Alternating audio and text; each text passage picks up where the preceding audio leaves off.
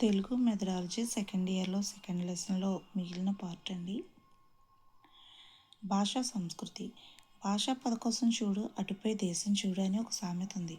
ఏ కాలంలోనైనా ఒక భాష మాట్లాడే ప్రజల సంతతి వాళ్ళ పదజాలంలోనే ఇమిడి ఉంటుంది. తెలుగు దేశీయ పదాలలోని తొలినాళ్ళ సంస్కృతి స్వరూపం తెలుస్తుంది. ఇతరుల సంస్కృతులతో ఏర్పడ్డ సంపర్క అన్య దేశాలతో ప్రతిబింబిస్తుంది.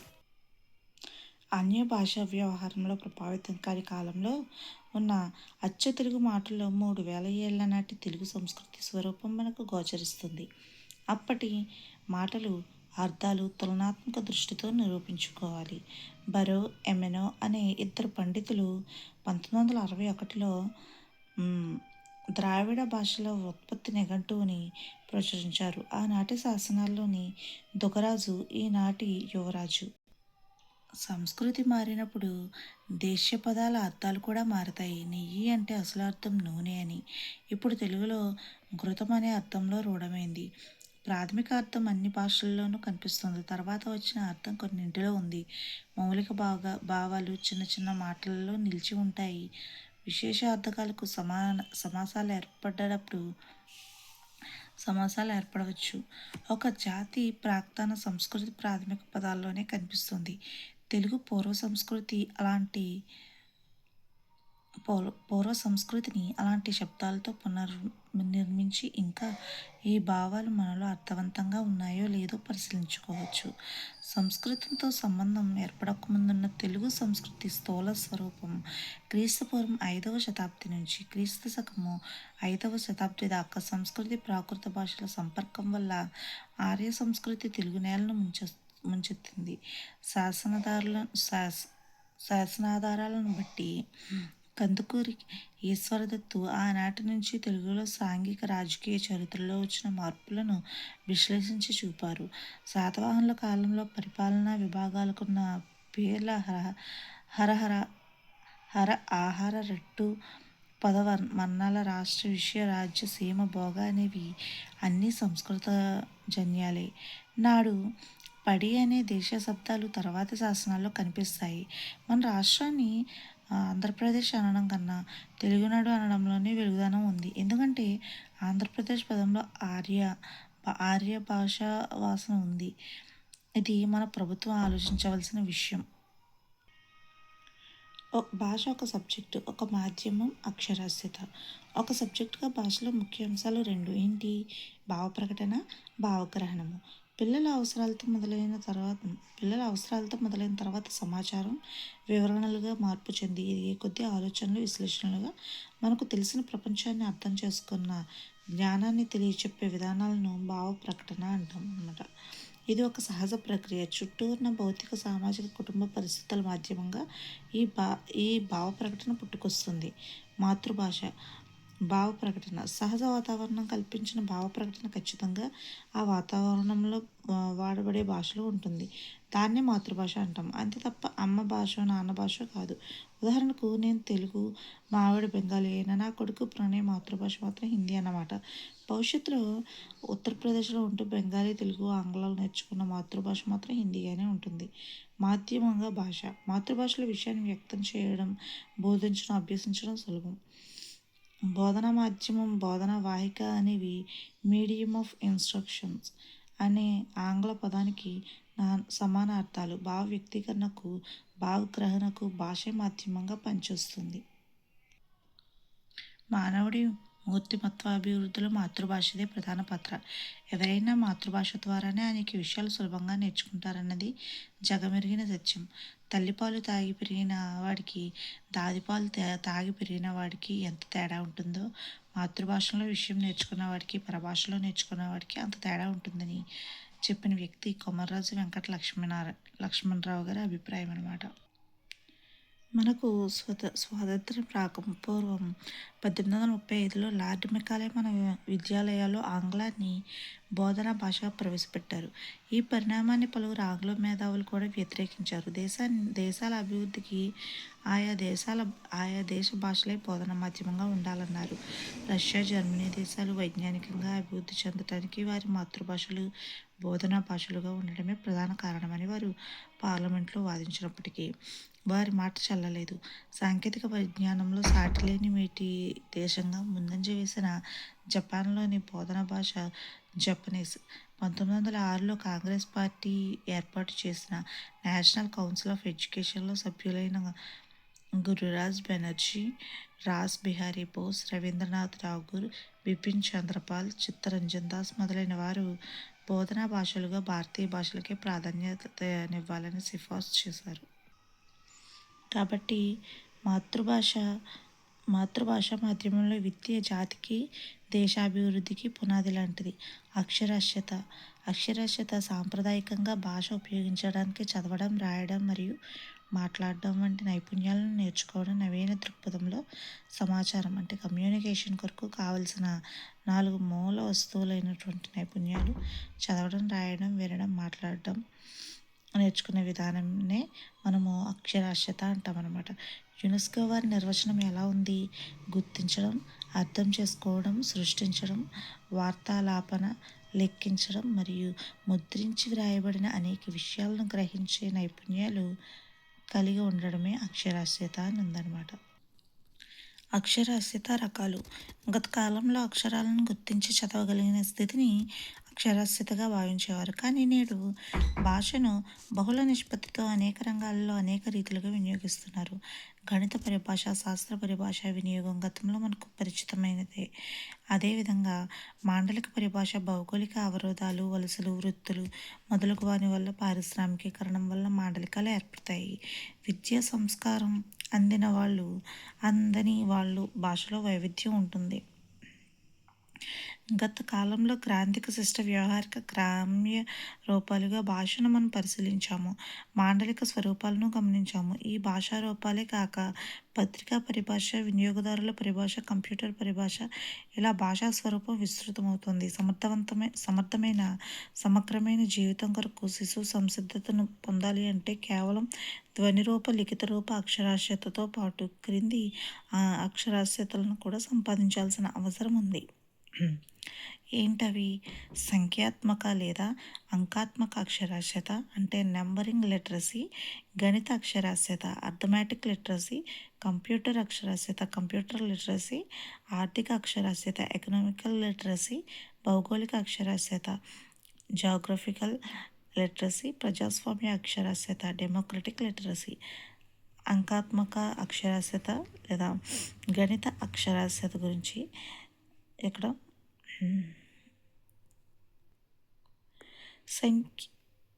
సంఖ్యా సంకేతాలను గుర్తించుట, సాధారణ సంఖ్యాభావాలను, హేతువులను గ్రహించుట, ప్రాథమిక నైపుణ్యాలైన సంకలన, వ్యవకలన, గుణకారాలు, భాగాహారాలను సమర్థవంతంగా నిర్వహించుట ఈ అక్షరాస్యతలో చేరుతుంది. సాధారణ సంఖ్యాభావన, వ్యవహార భావన, కొలతలు, రేఖాగణితాలు, సంకేతాలు, సంఖ్యా వ్యవస్థలు, సంఖ్యాశాస్త్రం వరకు ఈ అక్షరాస్యత కొనసాగుతుంది. ఆర్థిక అక్షరాస్యత ప్రపంచంలో ధనం వ్యవహరించే రీతిని గ్రహించే సామర్థ్యమే ఆర్థిక అక్షరాస్యతగా పిలువబడుతుంది.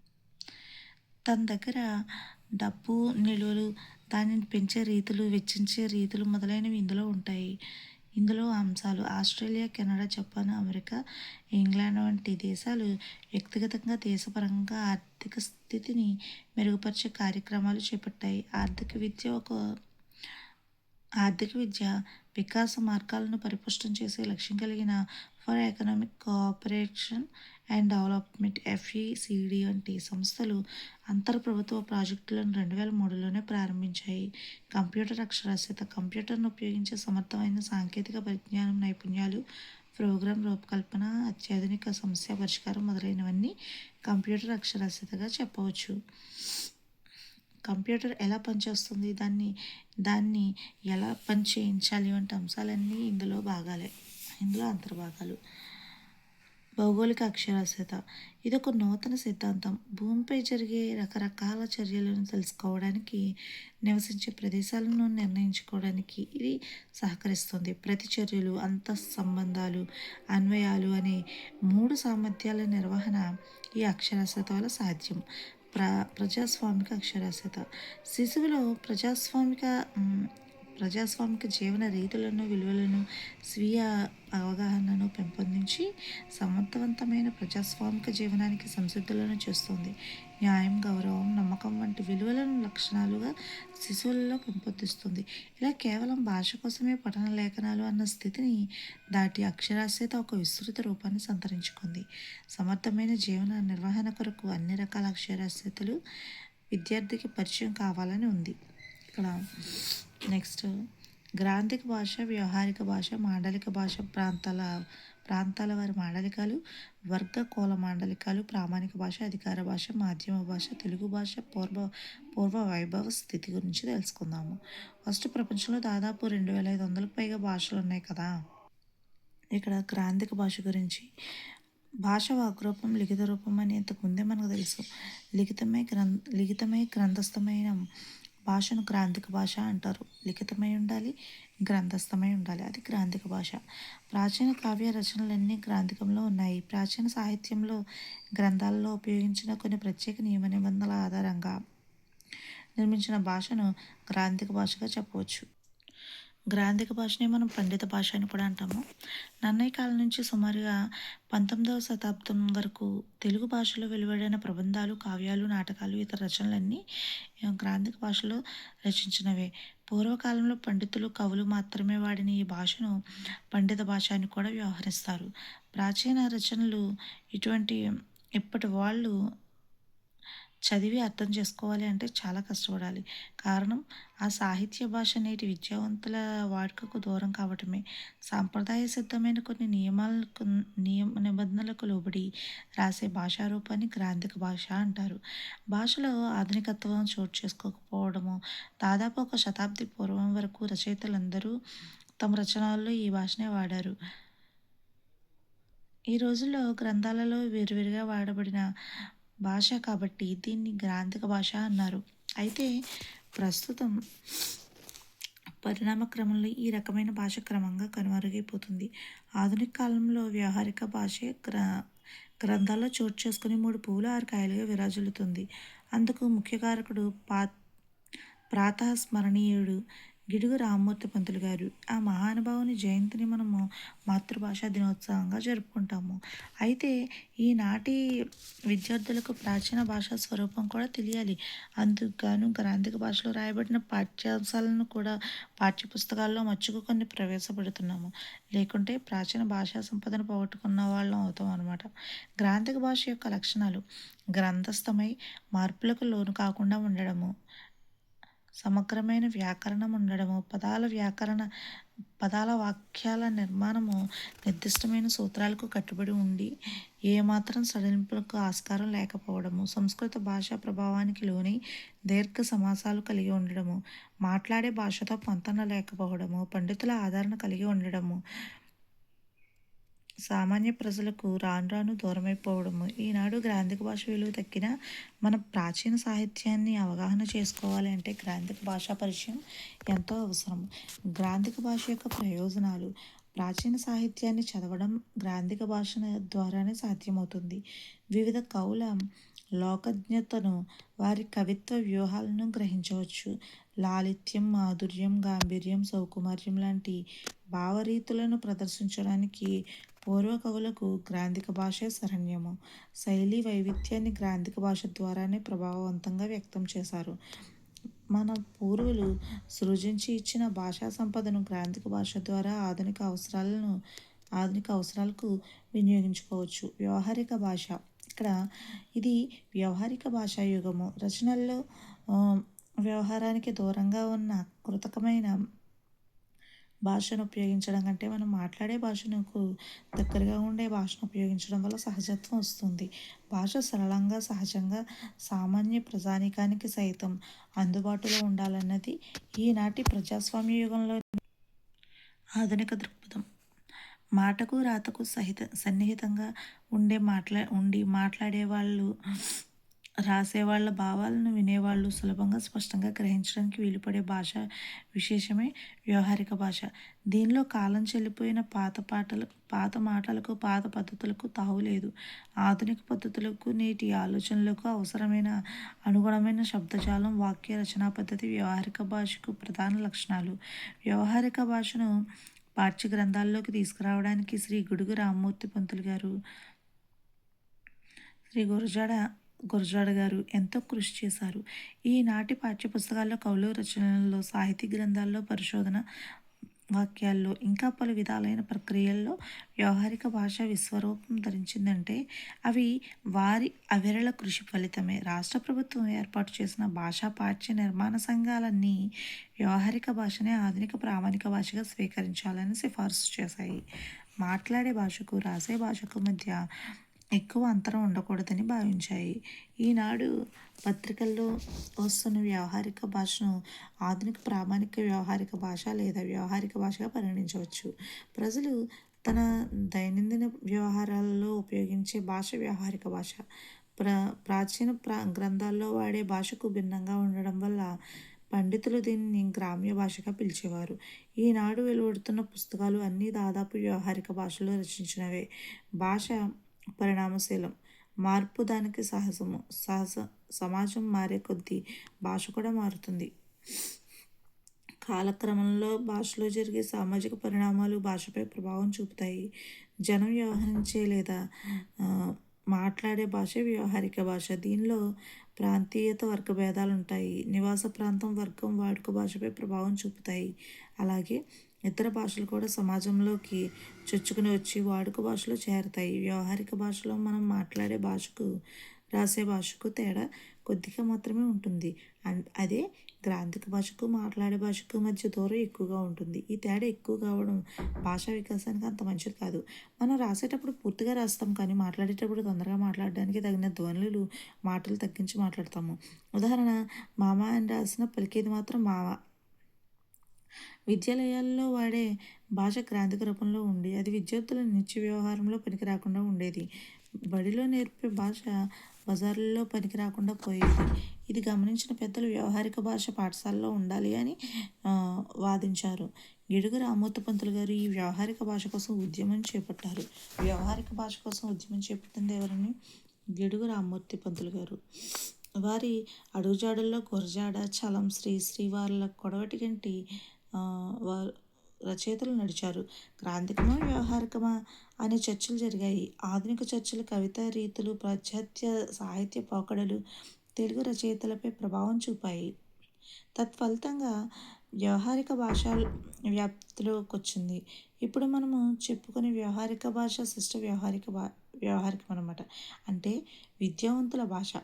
నేటి ప్రసార మాధ్యమాల్లో ఉన్న భాష కూడా ఇదే. పాత పదాలు, వ్యాకరణాంశాలు వదిలి ఆధునిక పదాలు, వ్యాకరణాలు, వాక్యాలు వాడడం జరుగుతుంది. దీన్ని పాఠ్య గ్రంథాల్లో, పాఠశాలలో బోధనకు కూడా వినియోగిస్తున్నారు. ప్రస్తుతం పత్రికల్లో వస్తున్న భాష, కథా రచయితలు, నాటక రచయితలు రాస్తున్న భాష శిష్ట వ్యవహారికమే. పాఠ్య గ్రంథాలు రాయడానికి వాడుక భాషను సంస్కరించి అన్ని ప్రాంతాలకు అర్థమయ్యేటట్లు ఒక ప్రామాణిక భాషను రూపొందించారు. భాషలో ఏకరూపత సాధించి సమన్వయం అందించి తెలుగు భాషను నేర్పే ప్రతి ఒక్కరికి అర్థమయ్యేటట్లు ఐక్యత సాధించడానికి ప్రాంతీయ భాషా భేదాలు లేని ప్రామాణిక భాషను రూపొందించి పాఠ్య గ్రంథాలు రాస్తున్నారు. ఈ ప్రామాణిక భాషని శిష్ట వ్యవహారికం అంటున్నారు.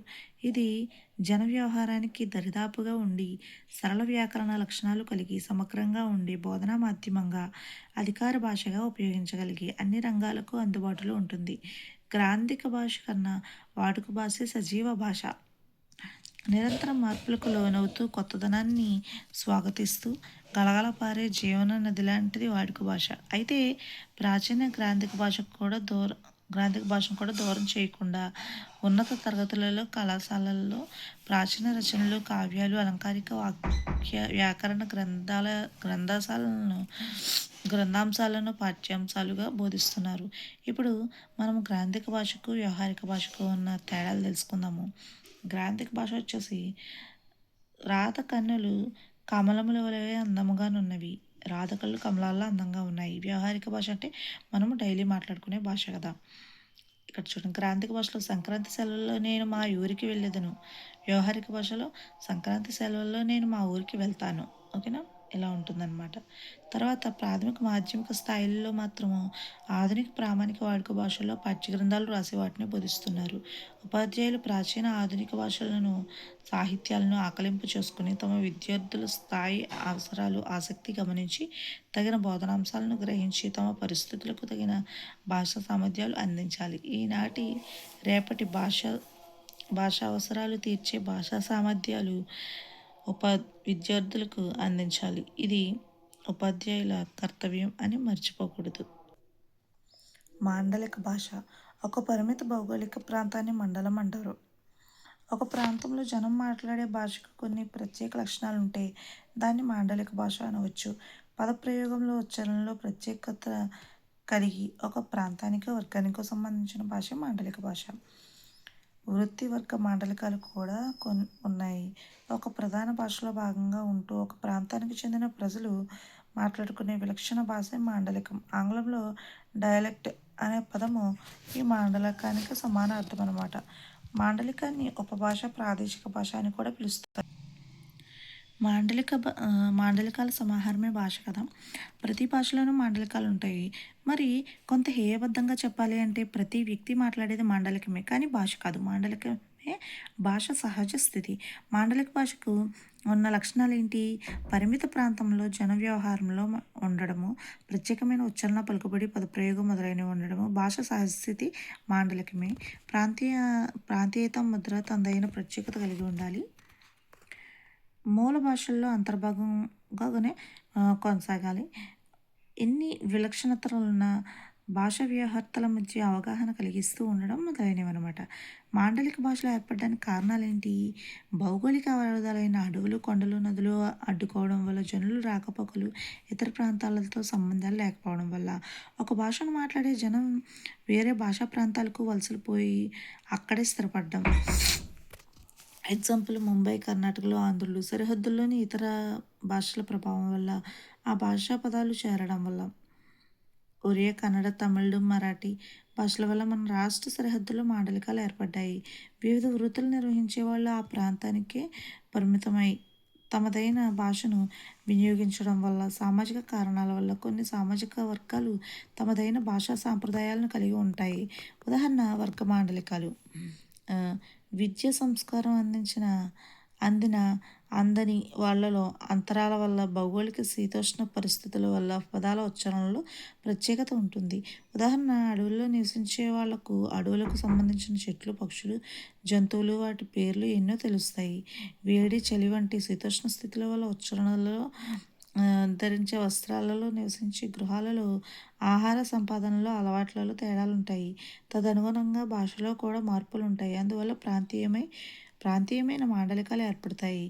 రాజకీయ, సాంస్కృతిక కారణాల వల్ల ఒక భాష ఇతర భాషలపై ప్రభావం చూపుతుంది. ఉదాహరణ, తెలంగాణ ప్రాంతంలో ఉర్దూ ప్రభావం, సర్కార్ జిల్లాలో ఆంగ్ల ప్రభావము, ప్రాచీన తెలుగు సాహిత్యంపై సంస్కృత ప్రభావం దీనికి సాక్ష్యాలు. సంస్కృతం గొప్పదని దాన్ని అనుసరించినట్లే ఆంగ్ల భాషను కూడా స్వీకరించారు. పైన పేర్కొన్న సామాజిక, ఆర్థిక, వ్యాపార, పారిశ్రామిక, సాంస్కృతిక, విద్యా కారణాల వల్ల మాండలిక భాషలు ఏర్పడతాయి. తెలుగు భాషల్లో ఎన్నో ప్రాంతీయ భేదాలు ఉన్నాయి. నిజానికి ఒకే జిల్లాలో కూడా మాండలిక భేదాలు ఉన్నాయి. అయినప్పటికీ భాషా శాస్త్రజ్ఞులు తెలుగును స్థూలంగా 4 ప్రధాన భాషా మాండలికాలుగా గుర్తించారు. ఏంటవి? పూర్వమండలం, మధ్య మండలం, దక్షిణ మండలం, ఉత్తర మండలం అనమాట. పూర్వమండలంలో ఏ జిల్లాలు ఉన్నాయి? శ్రీకాకుళం, విజయనగరం, విశాఖపట్నం జిల్లాలు. మధ్య మండలంలో ఉభయ గోదావరి, కృష్ణా, గుంటూరు జిల్లాలు. దక్షిణ మండలంలో రాయలసీమ ప్రాంతంలో 4 జిల్లాలు, నెల్లూరు, ప్రకాశం జిల్లాలు. ఉత్తర మండలంలో తెలంగాణ రాష్ట్రంలో 10 జిల్లాలు ఉన్నాయన్నమాట. తెలుగు మాండలికాలు ధ్వనుల్లో, అర్థాలు, ఉచ్చారణలో తేడాలు ఉంటాయి. పకలు, రేగడి, రేవడి, జడివాన, దడివాన, చమురు, సమురు మొదలైనవి క్రియాపదాల్లో వచ్చిన మార్పులు. వచ్చాడు, వచ్చిండు, వచ్చినాడు, వచ్చిండు, అచ్చిండు మొదలైనవి అన్నమాట. అర్థభేదక పదాలు అంటే పూర్వ మండలంలో సొమ్ములు అంటే ఆవులు, ఇతర ప్రాంతాల్లో సొమ్ములు అంటే ఆభరణాలు, ధనం అని అర్థము. రాచకొండ విశ్వనాథ శాస్త్రి పూర్తి శ్రీకాకుళం మాండలికంలో సొమ్ములు వస్తున్నాయి అనే కథ కూడా రాశారు. గోదావరి జిల్లాలో గేదె, ఇతర ప్రాంతాల్లో బర్రె. వివిధ భాషా సంస్థలు, విశ్వవిద్యాలయాలు తెలుగు మాండలికాలపై పలు పరిశోధనలు నిర్వహించి వృత్తి పదకోశాలు వెలువరించాయి. మాండలికాల యొక్క ప్రయోజనాలు ఏంటి? మాండలికాలు భాషకు సౌందర్యాన్ని, వైవిధ్యాన్ని కలిగిస్తాయి. భాష పరిణామం చెందడానికి తోడ్పడతాయి. ఒక ప్రాంత చరిత్రను, దాని పుట్టుపూర్వోత్తరాలను తెలుసుకోవచ్చు. రచయిత ఏ ప్రాంతానికి చెందినవాడు గ్రహించవచ్చు. ఆయా ప్రాంతాల సాంఘిక, రాజకీయ పరిస్థితులను ఊహించవచ్చు. మాండలికాన్ని పాత్రోచితంగా ఉపయోగించడం వల్ల సంభాషణలు హృదయానికి హత్తుకుంటాయి. మాండలిక భాషా భేదాలు గ్రహించడం వల్ల ఉపాధ్యాయులకు పలు ప్రయోజనాలు ఉన్నాయి. ప్రామాణిక, అప్రామాణిక మాండలిక భాషా పరిణామాలు తెలుస్తాయి. అందువల్ల విద్యార్థులకు సరిగా అర్థం చేసుకోవచ్చు. మాండలిక భాషలోని రచనలు చదివి అర్థం చేసుకోవచ్చు. ప్రాంతాలు సాంఘిక, ఆర్థిక, సాంస్కృతిక పరిస్థితులు గ్రహించవచ్చు. పరిసరాల భాష, పాలకుల భాష, పాలితుల భాష, వీటి ప్రభావం తెలుసుకోవచ్చు. రాయలసీమలో కన్నడ భాష ప్రభావము, తెలంగాణలో ఉర్దూ, పార్శ్వ భాషల ప్రభావాలు, ఆయా పదాలు, వాటి మార్పులు, అర్థాలు, ప్రకృతి వికృతులు, పదాలు తెలుసుకోవచ్చు. డ్రస్సు, దిరుసు, సముదాయించు మొదలైనవి. ఉపాధ్యాయులు విద్యార్థుల భాషను గమనించి దాని అభివృద్ధికి కృషి చేయడానికి ఈ మాండలిక భాషా జ్ఞానం పనికొస్తుంది. మాండలిక వినియోగము సృజనాత్మక రచనా ప్రక్రియలైన కథానిక, నవల, నాటకాల్లో, కొంతవరకు కవితల్లో కూడా మాండలిక భాష విరివిగా వాడబడుతుంది. రాచకొండ విశ్వనాథ శాస్త్రి గారు శ్రీకాకుళం, విశాఖ మాండలికాల్లో అద్భుతమైన కథలు, నవలలు రాశారు. తెలంగాణ, రాయలసీమ మాండలికంలో ఈనాడు మంచి కథలు వస్తున్నాయి. ఈ మాండలికం వినియోగం వల్ల రచనకు సహజత్వం వస్తుంది. జాత్కావాలా లాంటి కవితల్లో శ్రీశ్రీ కూడా మాండలికం ఉపయోగించారు. నెక్స్ట్, ప్రామాణిక భాష అందరికీ ఆమోదయోగ్యంగా